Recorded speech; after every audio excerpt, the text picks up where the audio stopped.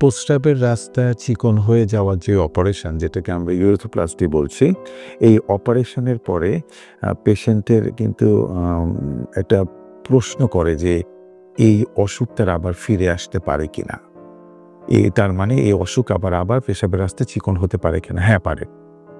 সেটা কয়েকটা কারণের উপর নির্ভর করে যে আগে যে ইউরেথ্রোপ্লাস্টিটা হয়েছে সেটা কতটা দক্ষ হাতে হয়েছে, সেটা কারণ এটা হলো ম্যানুয়াল ফ্যাক্টর, এটা হলো ম্যান বিহাইন্ড দ্য সার্জারি, এবং এটা খুব চিকন সূক্ষ্ম সুতা দিয়ে খুব মেটিকুলাসভাবে এটা তৈরি করতে হয়।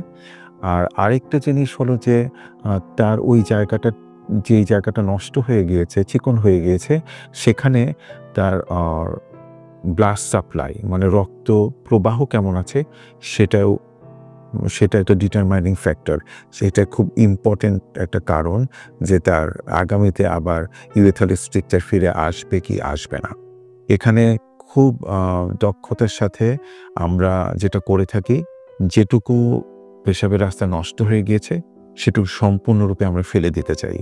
ফেলে দিয়ে তারপর আমরা এটা জোড়া লাগাই বা নতুন করে পেশাবের রাস্তা তৈরি করি। এরকম করলে আবার এই অসুখ ফিরে আসার সম্ভাবনা কম। তবে একদমই যে ফিরে আসবে না সেটা বলা যাবে না।